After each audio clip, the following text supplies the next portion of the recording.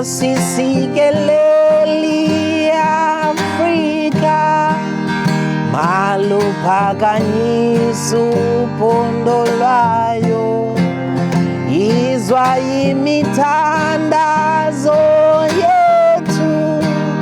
Nkosi sikelela thina. My name is Sindile Kamlana, better known as Coffee the King. So back in 2010, I started music and I was influenced by a Grammy Award-winning DJ called Black Coffee. I used to play in clubs at the age of 15, 16, and people used to call me Black Coffee, especially in school. It started to become a thing. So in 2012, my mom passed away. And a month after, I decided to change my lifestyle, to stop being a DJ, because I didn't want to stress my sisters the same way I stressed my mom. So I was introduced to hip hop, and there was a guy who introduced me to a software called Fruity Loops, and that's where I learned how to make beats and I started rapping. So rappers pride themselves of originality, and I didn't want to inherit someone's brand who is Black Coffee. So I wanted to change my name, but I wanted to find out if there's any other coffee in another language that I can find. I came across Kofi, which is K-O-F-I, and the name originates in Ghana. And in Ghana, it's given to boys who are born Friday.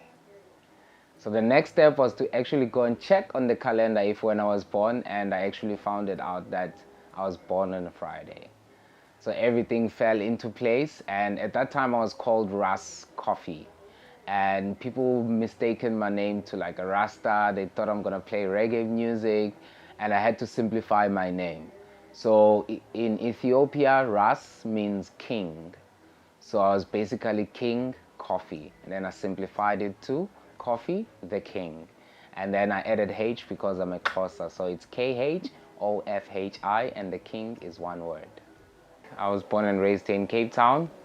I live in a small township called Guguletu.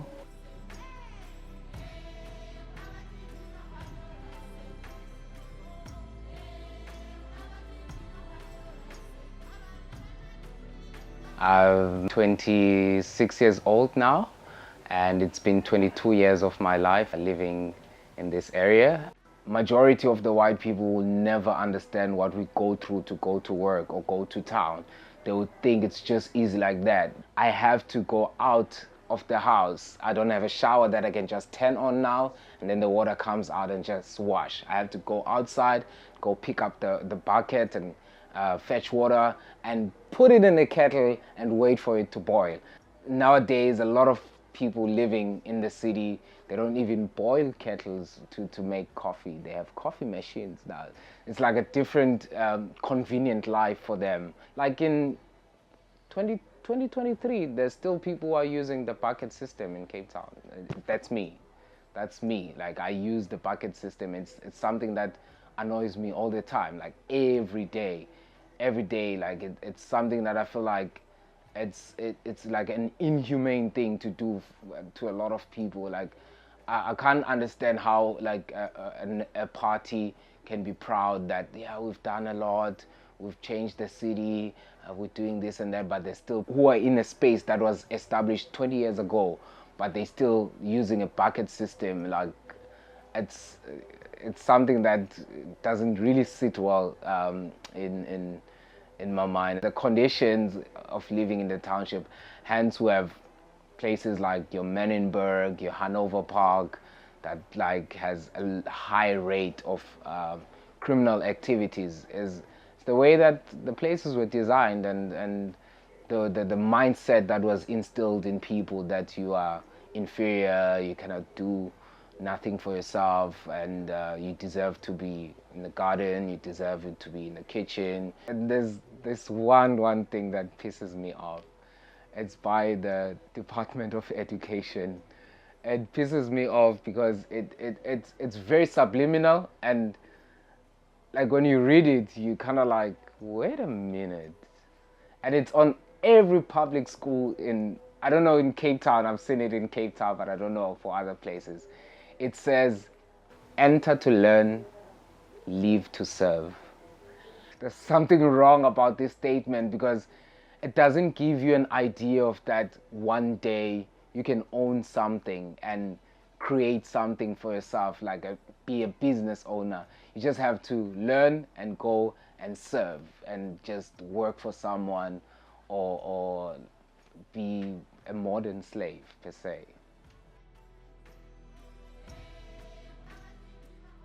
It's this gaping hole that apartheid has left behind. I actually talk about this in one of my lectures, and we talk about the woundedness in terms of the black psyche that's been wounded, and the woundedness for the current generation is, for example, this idea that we had hoped that things would be different, but what we are left with is, dreams that we had that seems not to kind of be happening.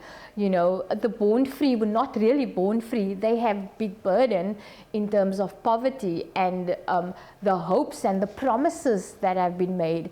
I've always found the idea of being born free such a misnomer. Born free from what exactly? Because I think in so many ways, there's still legacies of disadvantage and legacies of privilege that everybody is born into. And it is really hard to break out of that, especially now. For me, like, the meaning of being a born free, it's like it's a two-way street. I'm grateful for the fact that it's different times, but also understanding the fact that the different times were not because of my parents or my ancestors. It was the doing of other people. So also I wouldn't blame them for the way I grew up, based on the fact now that I'm living in a shack in Barcelona, and learning that our parents lived a different life from what we are now living post 1994 made me to like slightly understand the kind of life that it's given to me, and also knowing that my parents had certain things that they couldn't do at that time, such as like continuing with their studies and going to like universities. So my older sister was born in 1979. She's the first person to go to a university, the University of Western Cape. She was the first person, because like my mom couldn't further her studies, and her sisters and brothers also couldn't. And also like what I can slightly remember back in the days is like the energy of, because it didn't just go away, like soon after 1994 everything just went away, but you could still see the same trucks.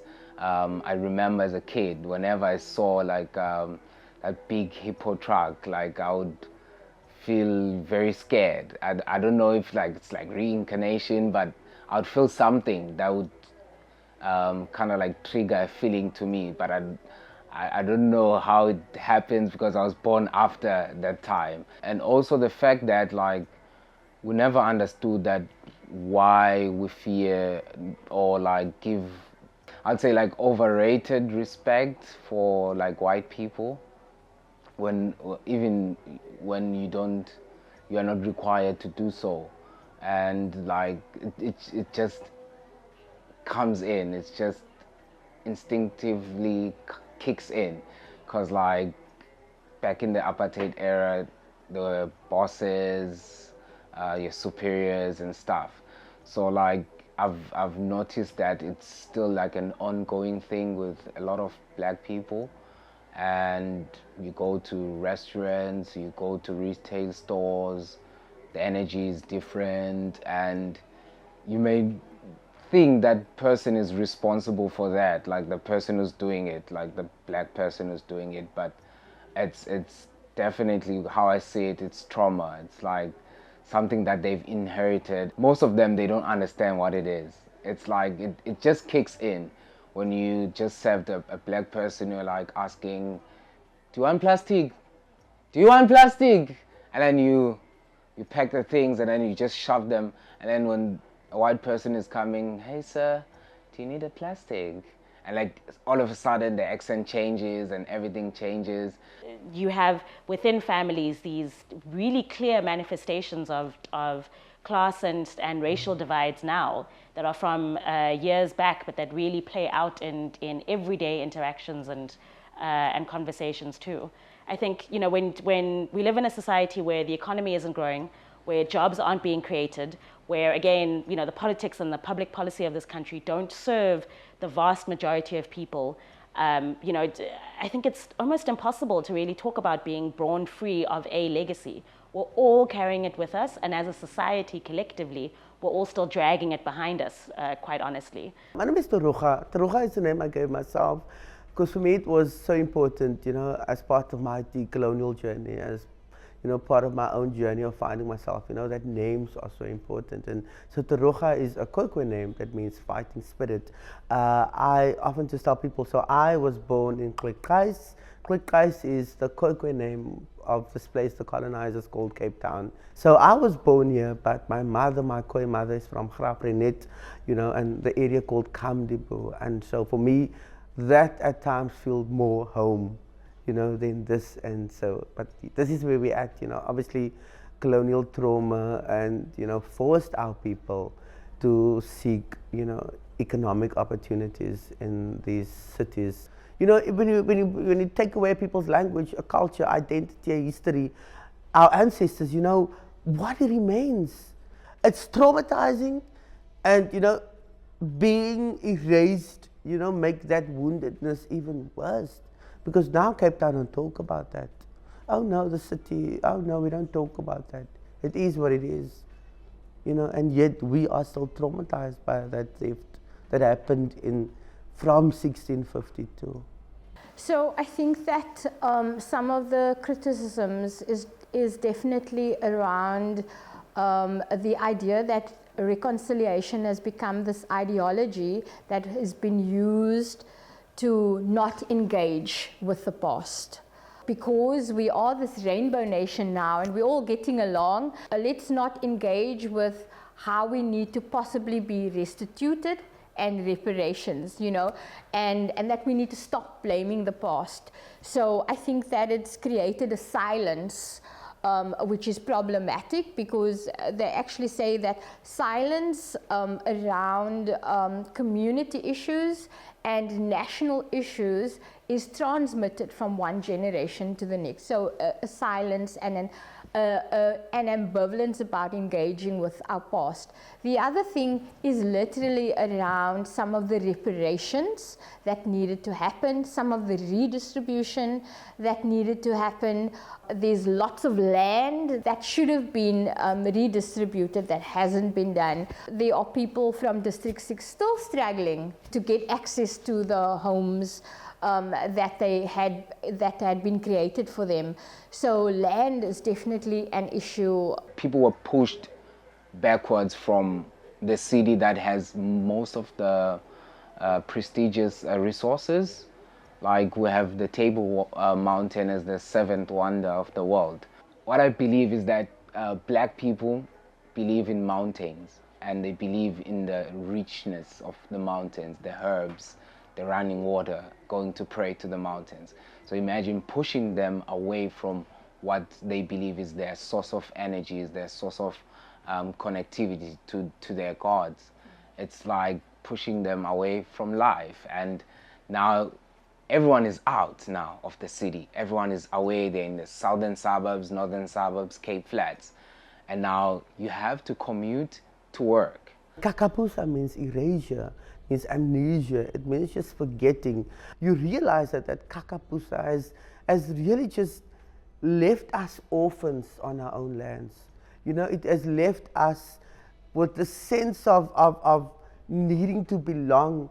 And in our need to belong, we end up doing all these really toxic things, you know, drugs and alcohol, you know, and we have this feelings of anxiety and, you know, and suicidal tendencies and this need to just hurt each other because of the erasure, you know, because of that intentional need, even in post 1994 South Africa to say that we are still going to be erased. We can be wounded in many different ways. We are wounded as individuals, we are wounded as families, we are wounded in the collective, in our community as well. And I think that that woundedness manifests itself very differently in different communities. So if you think about the fact that Nyanga police station records the highest number of murders across the country, and that's here in Cape Town, and then you juxtapose that with Camps Bay police station, for example, that records on average about 6 murders or 6 attempted murders a year, that's really a huge difference. Where you have the most violent and really one of the most harmed communities in terms of security in the same city, same vicinity, difference of about 30 kilometers to one of the richest really and most well-resourced communities. And navigating and moving between those two spaces is actually a very, very real experience for a lot of people who live in Nyanga and who come to a Camps Bay or more of the city center or Sea Point to work, and how difficult that must be to know that there is this world that exists with all the security in the world, all the resources in the world, and you can only ever touch it or grasp it and have to leave every day. I take this Constantia Path road home. You drive on that road and you just look to your right and you see that part of this land, and then you end up going to my place, Lavendale, and you see that, I sometimes think I understand why are people just cut off. And it's so difficult to, again, make that journey from one community to the other every day, but to know that it's still so out of reach. It's almost difficult to say how you can go from Nyanga to Sea Point in one lifetime. I think for many, many families that's not the case, and I think our society overall has really shown us that we're not born out of those circumstances, but born into them, and moving between them is an enormous challenge that we haven't gotten around to. So for my experience, it has built a lot of low self-esteem, and it has given people a very narrow mindset that there's these few ways that I can live by, but if this doesn't work, then it's dead end. There's nothing that I can do anymore. It doesn't give someone a space to be able to think for themselves, to have the wildest dreams. Like, it also boils to like other people's experiences. If your parents had gone this route and then there's nothing for you to get inspired on, then you'll believe that also it's bound to happen to you too. So a lot of people get low self-esteem. It's easy to give up, and it's easy to find other alternatives, like to kind of like numb the pain, which is the 2 major or the 3 major ones would be alcohol, drugs, and criminal activities. So majority of the time, whenever you catch someone abusing alcohol or doing drugs or a criminal, there's always a backstory, a story that would say, I lost my parents, I don't have an ID, I don't have a job, I don't know how to get my way around, I don't know how to create myself a CV, I dropped out of school because my parents couldn't afford. There's a lot of factors that come from how we live, instead of like being a straight away choice that, nah, I don't want school, I don't want to work, I don't want this. There's always a story behind every decision of doing most of those things. And now for someone who's growing up now and seeing those things, it kind of like becomes a norm. There was this idea that government initiatives were supposed to put into place, whether that was through social development, to work with people's trauma, on an individual as well as a collective basis. That, in a sense, did not happen, because it's almost like what social development does have a victim empowerment program, but it's not including trauma of the past, political trauma of the apartheid. So there are those gaps, like practical gaps. For me now, there's nothing to be proud of about the township, and it also like doesn't give me like enough creative space or creative thinking in a way that whatever you see in the township, especially in weekends, it's nothing that is motivating. It's like if you go out right now, people are drinking, people are like doing stuff that they wouldn't want them to be done, and like even weekdays, people are like hanging out, just spending the day,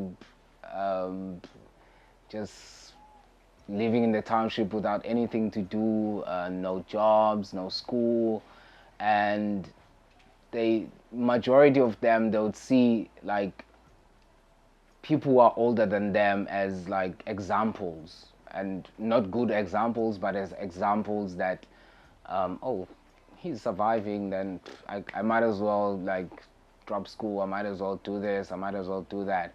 And that also triggered me to create this non-profit media company that I created with my friends, who is Babalwa Tiwani and Annelisa Hondo, in 2020, because we felt that like there's not enough of role models or like stories being told in the township, because a lot of times when the national media or news outlets, they come to the township is when they have to cover a mass shooting or they have to cover a very sinister story.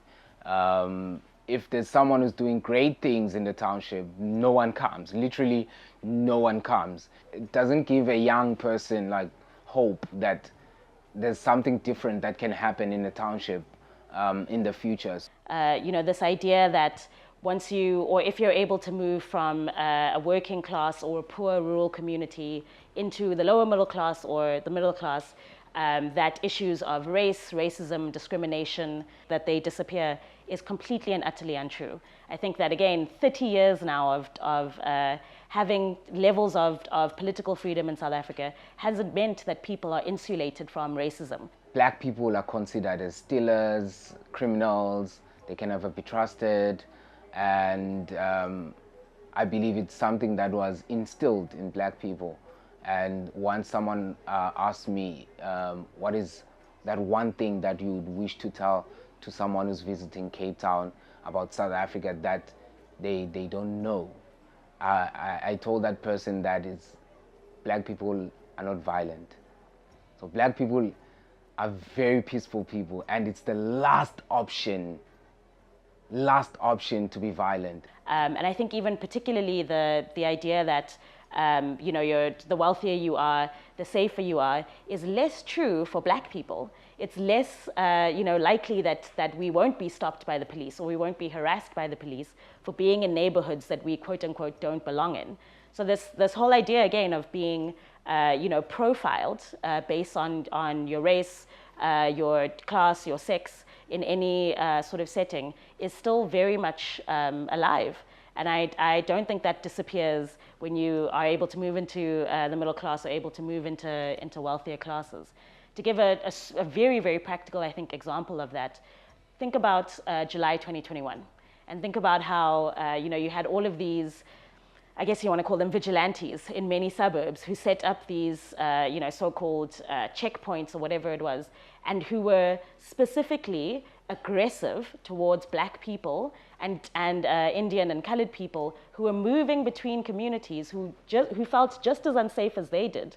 But you essentially had these white communities say, you are the cause of this issue. Whether or not you live in this neighborhood, whether or not these people were your neighbors before, you're the threat now. You're the threat in this moment. And that's just based on again, your skin color, and your class disappears in a setting like that. I remember, going into an expensive shop And that feeling of like, are they going to look at me? You know, are they going to wonder, what am I doing here? Can I afford it? I also went to, due to the protests, I went to a high school, a Model C high school, and kind of always felt that people were looking at me because of my color. And so in terms of that, I think it affected my confidence, you know, going into places. And sometimes I just get like, we talk about the wounds that our youth carry, you know, because their wounds is still our wounds, you know, even though we're no longer youth.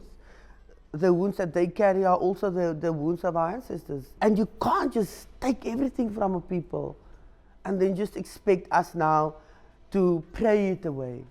Then you want to blame us for drinking. But how do you cope with the voices in your head that reminds you constantly that you are not good enough? One of the authors that I use, and I loved what he said that intergenerational trauma transmission is not about blaming previous generations. It is about an individual, a family, or a community trying to make sense of a trauma and a wound that is out of the discourse, out of the consciousness. And it's much more compassionate. You know, it's about what young people then, in that sense, what young people are trying to do is trying to make sense of their woundedness, and in a way that is maybe out of their consciousness, in terms of they're not aware of all of the history that has led them to this moment, whether that's about the history of our society and the history of their parents, their community. And so what you then have is that young person sitting with those conditions, and I think that the resources then is not available. We come now from a generation of people, our mothers, our grannies, our great-grannies, if we even knew them, that we were just having to be silent. Konam means to be silent. And now today, some of us are saying that we are no longer going to be silent. But our own people become our biggest silencers, because we don't want to unpack that wounds that continue to inflict even more trauma on us. So when we talk about where we have gone, where we have missed the boat, I like the concept of Nancy Fraser. She talks about social justice consisting of recognition, representation and redistribution, and I like to add, I say reparations as well. There's the economical side of it. There needs to be historical acknowledgement of some things. I think, for example, the Khoisan have been excluded a lot. It's like I hear their voices, but I don't see them being heard, you know? That type of thing, I think that needs to be included. They need to be, it's funny to me how we have a whole hall at UCT called Sarabat, man.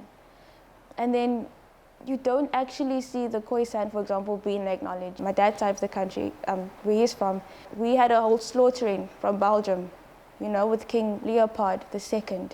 I lost the meaning of my surname because of it. I don't know what my surname means. The pronunciation is gone. And it's two parts to my surname. It's Watake Sangoma. All I know, it's from a tribe. It's royalty. I don't know where. I don't know how.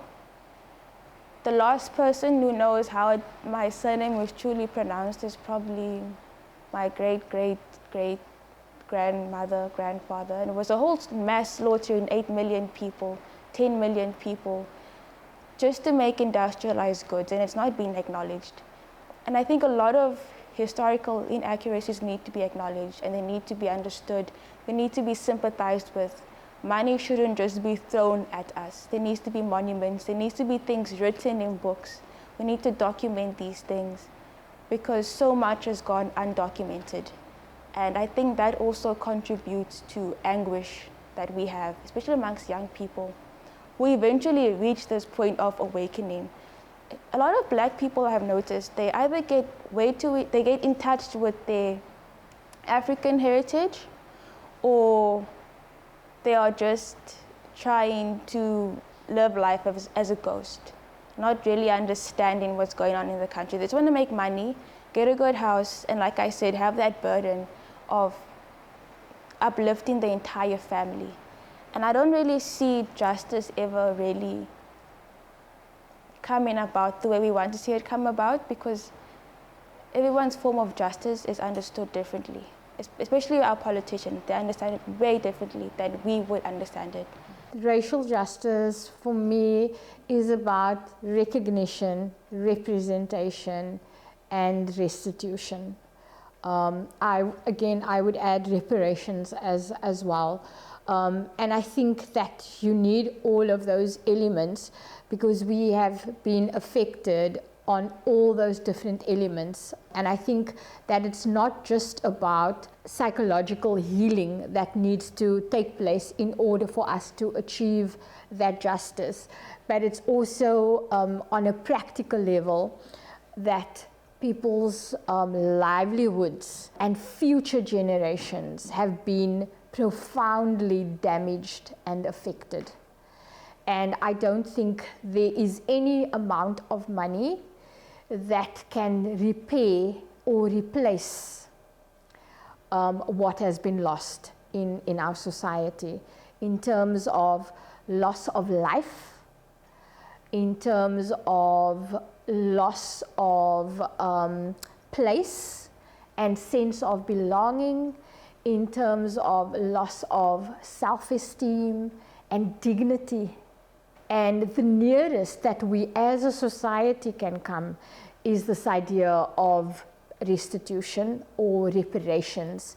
And when you look at the UN regarding reparations, what they talk about is restorative justice that can maybe go a small way to replace that. But I think that those are conversations that need to be had. We need to make attempts, because that's where the dialogue starts. Something that I've noticed that helps me a lot is the fact that I love talking, and I love to talk with different people from different walks of life. And it helps a lot not to bottle things, and you don't have to have a psychologist or a therapist. I always say one of my friends, like my therapist, they are my psychologist, because like you'd never know what someone has to say about a certain thing.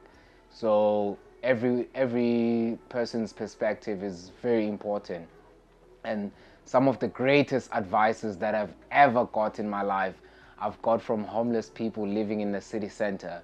They've told me stuff that I needed to hear in my life, and it helped me a lot to keep on going and understand that I still have a chance to do something with my life. And the thing with my generation, what I find it hard to like see eye to eye, is that they don't want to sort out or think of the problems now. They want to say, oh, when I'm 27, that's when I'll actually start being more politically active. They don't understand how us not doing anything, us not trying to understand the context of everything that's happening in our country will affect us, or how it is still affecting us, and how not speaking about it, how not voting, how not trying to be politically conscious about the things happening in our country is affecting us. Because in our own way, we're excluding ourselves from the conversation. We're not trying to force our way in. And that's something we should be trying to do, is force our way into the conversation, because there's a lot of people who push us out unintentionally. Trauma in itself, people are fearful of engaging with it. They feel ashamed. They feel it's something that they cannot really talk about. And I think that what needs to happen is we need to become, there's a move within the field of trauma where we say we need to be trauma-informed. So a trauma-informed school, a trauma-informed organization. What does that mean? That means, can we provide safe spaces for young people?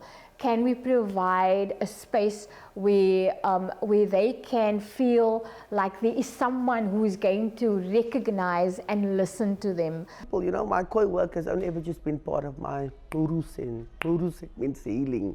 I come from a people who were stripped of everything, you know, of land, of language, of culture, identity, sense of belonging, you know, who are we? And for me, my Khoi work, which has included writing, you know, poetry, theater work, sort of becoming a voice for myself, because obviously, you know, when you don't know where you fit in, you know, everybody talks around you, but you don't know what your voice is. And so my Khoi work has been about my Korusen, my own healing, but also the resistance. Kaima in Khoi means resistance. For me, you know, part of a group who are just largely erased, my Khoi work, you know, through my writing, my poetry, and teaching Khoi has been, you know, resisting the colonial narrative that has really just wanted us to believe that we no longer exist. And yet we continue to say Hadakea, which really in Khoi means we are still here. For me, healing has been, oh my word, I think why I continue to do Khoi work, because this work is so tied to my own healing, Urusen. You know, like there's something about learning Khoi words that it just makes you feel that you belong, that you come from a great people. And in that, our language and our culture, and learning about our Abu Khan, our ancestors, people like Sarah Bartman has only ever been used to humiliate and insult our Khoi people. So like Sarah Bartman, oh your ma, like Sarah Bartman. You know, for me, reclaiming the narrative of Sarah Bartman continues to remind me of her resilience, you know, that she never gave up.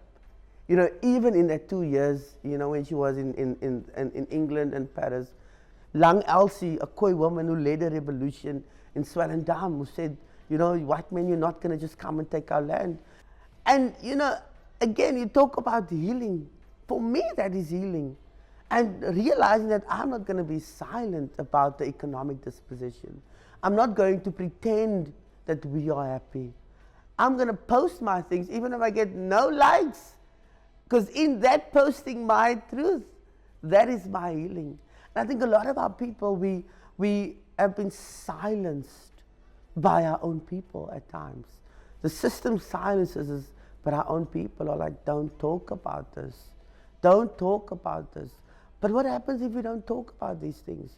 We now sit here stabbing each other, hurting each other. No, so for me, healing has been about, you know, reclaiming my language, our culture, our identity, but also our ancestors.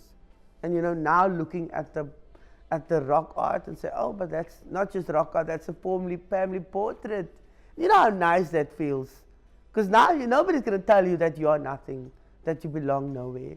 So this work for me is then, for my, you know, personally, my ancestors, now I can hear them. And, you know, I can be like, oh, I'm also an African. I don't have to be ashamed when it comes to Africa Day or Heritage Day or Mother Tongue Day. There's deep peace in finding yourself on that healing journey. So healing will look like when someone feels safe in their home, in their school, in their community, in their place of religious practice. Is that feeling of safety, that feeling that I belong here, that I matter. And healing then can also then look like economic justice. It can look like I have a job, I'm able to take care of my family, I'm able to send my child to a school that is well resourced, and I can trust that my child will be well taken care of. Healing can also be that I'm able to eat tonight and have food on my table. So I think that there are different forms of healing, and I think that it's important that we include all. Healing can also be that I am free to express who I am in my whatever gender identity in any space. But for me, it really goes back to a sense that healing is about I am feeling safe and I'm feeling worthy. That I don't need to defend who I am, but I can accept myself. And I think again, it really goes back to that I have a sense of belonging, that I have a sense of safety. In whichever group and whichever space I'm able to, find myself in. That there isn't this idea that someone will not want to listen to me because of any of the differences that we have in society. Because so many of us feel unsafe so often that we don't know how to trust strangers, we don't know how to trust other people, we don't know how to trust other people's intentions. That's such a terrible manifestation of, again, that woundedness, that we've been hurt before, and so we're not going to put our trust in other people, we're not even going to try to help other people. And I think often the way that harmful systems or harmful patterns are broken is by asking for help and extending help where you can. Again, this is often much harder to do on a kind of larger group setting, but at least on a one-on-one and interpersonal level, building that sort of trust or extending a helping hand to someone you know is part of, and can be part of, someone else's journey breaking through. Just that tiny bit of help, whatever form that takes, whether it's mentorship, whether it's being able to help somebody, whether it's trying to navigate or trying to help somebody navigate a system, that's super helpful, really, and I think super valuable. And particularly, I think that help and that trust coming with no expectation of anything in return. That's the type of long-term project that really helps people break through. There are, I think, much larger systems at play, again, that government itself, should be working towards breaking down, like making entry-level jobs, for example, available, or at least easier for young people to break into entry-level jobs over the long term. But there is the individual sort of project that a lot of us can take on to essentially say, who needs help, how can I extend that help, and how can I build trust on a granular, interpersonal level that in many, many ways is the thing that sometimes people are looking for.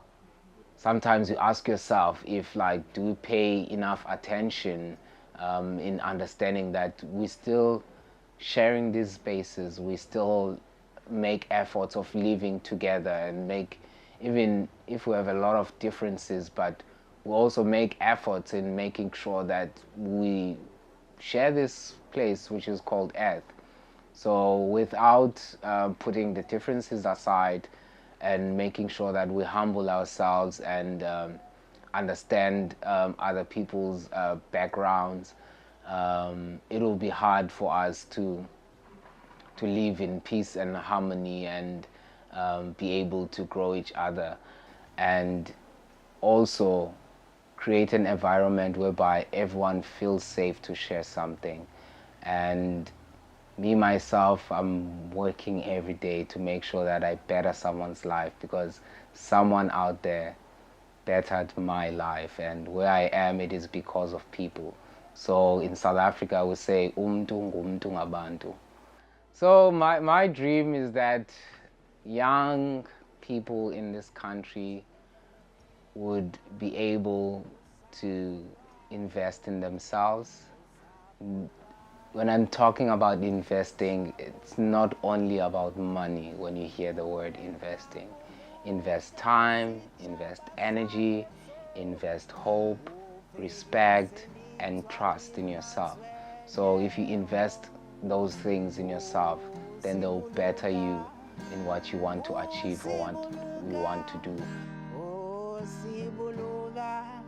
Sichaba sa Yesu, sichaba sa Yesu, sichaba sa Yesu, sichaba sa Yesu, sichaba sa Yesu.